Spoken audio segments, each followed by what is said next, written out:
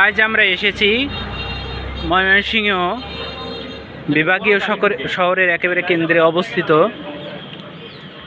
বিখ্যাত জমিদার বাড়ি, ময়মনসিংহের জমিদার বাড়ি নামে খ্যাত শশী লজে এসেছি।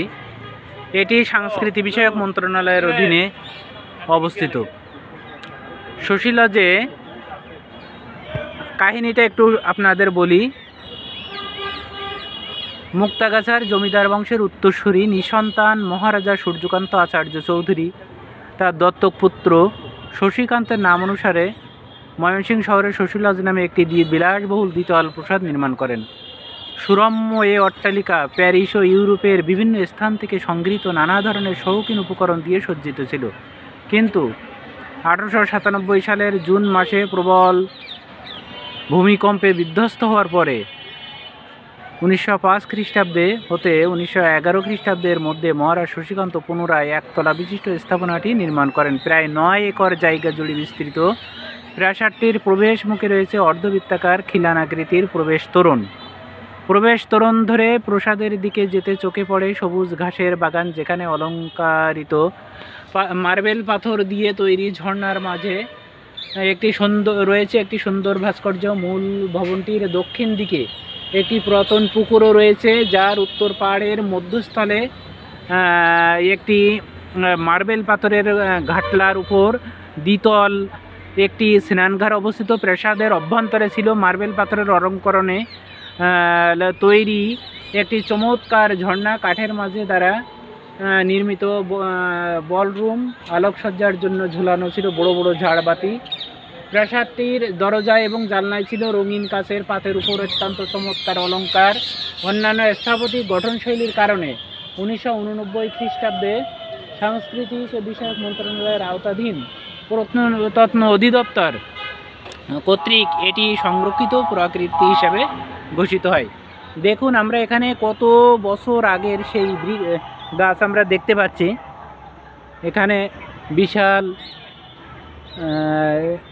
সেই শিশু গাছ দাঁড়িয়ে আছে। হ্যাঁ, আসলে বৃহৎ আকৃতির শিশু গাছ, মনে হচ্ছে কত শত বছর আগের এই গাছ, তার কোনো ঠিকানা নাই। আমরা সামনের দিকে এগিয়ে যাই। প্রবেশ মুখ থেকে এপাশেও একটা বিশাল আকৃতির শিশু গাছ রয়েছে, আমরা দেখতেই পাচ্ছি। এবার পূর্ণ ভবনগুলো এখানে সুন্দরভাবে ফুলের গাছ লাগানো হয়েছে। আমার সহকর্মীরা অবশ্য সামনে চলে গেছে তারা।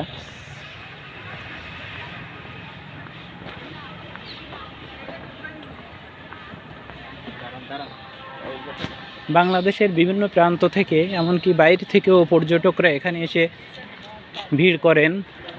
তারা এই জমিদার বাড়ি দেখতে আসে। আসলে এখানে আমরা যে ফটকে যে লেখাটা দেখলাম, এর কাহিনী আরও বিশাল।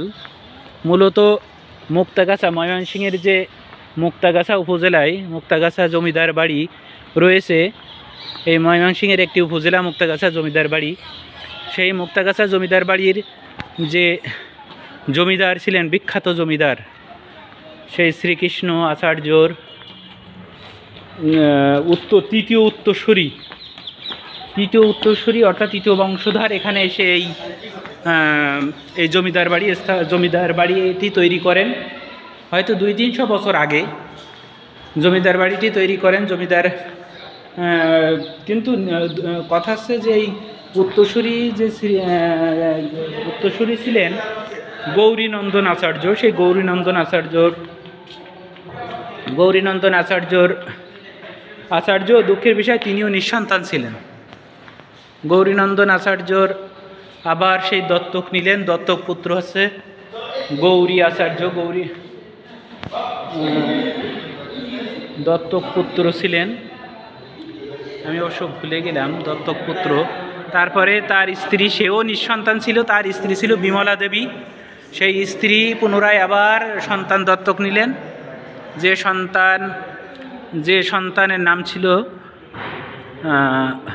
সূর্যকান্ত। সেই সূর্যকান্ত আচার্য পরবর্তীতে মারা যায়। হ্যাঁ, সূর্যকান্ত আচার্য মারা যাওয়ার পরে আবার তার স্ত্রী লক্ষ্মী দেবী আবার পুত্র সন্তান দত্তক নিলেন পূর্বপুরুষের ধারায়। সেই এরপরে তাদের সেই একই ধারায় দত্তক নেওয়ার যে ধারা, এই বংশের আসলে প্রকৃত উত্তরসূরি কেউ অনেক দিন ধরেই ছিল না। সেই গৌরীনন্দন আচার্যের পরে আর কেউ ছিল না।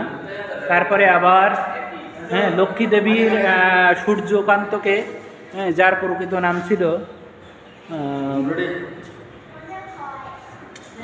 সূর্যকান্ত মজুমদার, সেই সূর্যকান্তকে আবার দত্তক নিলেন শশীকান্ত নামে এক বাবুকে। সেই শশীকান্তের নাম অনুসারে এখানে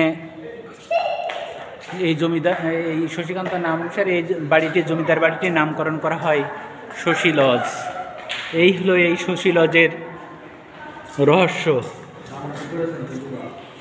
এই বাড়িটি 1897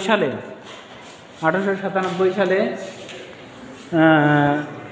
ভূমিকম্পে বিধ্বস্ত হয়। পরবর্তীতে 1905 সালে এই একতলা বিশিষ্ট এই ভবনটি নির্মাণ করা হয়।